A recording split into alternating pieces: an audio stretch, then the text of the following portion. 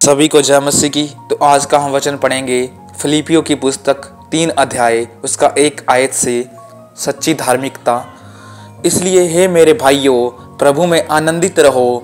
वे ही बातें तुमको बार बार लिखने में मुझे तो कोई कष्ट नहीं होता और इसमें तुम्हारी कुशलता है।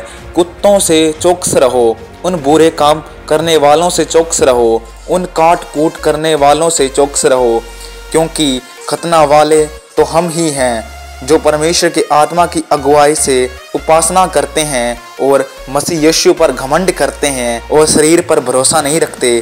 पर मैं तो शरीर पर भरोसा रख सकता हूँ। यदि किसी और को शरीर पर भरोसा रखने का विचार हो तो मैं उससे भी बढ़कर रख सकता हूँ।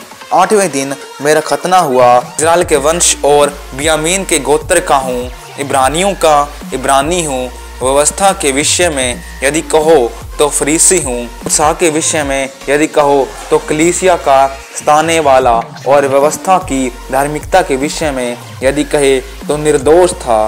परंतु जो जो बातें मेरे लाभ की नहीं थी उन्हीं को मैंने मसीह के कारण हानि समझ लिया है, वरन मैं अपने प्रभु मसीह यीशु की पहचान की उत्तमता के कारण सब बातों को हानि समझता हूँ, जिसके कारण मैंने सब वस्तुओं की हानि उठाई और उन्हें कूड़ा समझता हूँ, जिससे मैं मसीह को प्राप्त करूँ और उसमें पाया जाऊँ, न कि अपनी उस धार्मिकता के साथ जो व्यवस्था से है, वरन उस धार्मिकता के साथ जो मसीह पर विश्वास करने के कारण है, परमेश्वर की ओर से विश्वास करने पर मिलती है, ताकि मैं उसको और उसके मृत्युजय की सामर्थ्य को और उसके साथ दुखों में सहभागी होने में मर्म को जानूं और उसकी मृत्यु की समानता को प्राप्त करूं, कि मैं किसी भी रीति से मरे हुओं में से जी उठने के पद तक पहुंचूं। तो परमेश्वर इन वचनों के द्वारा आप सभी को आशीष करे। जय मसीह की।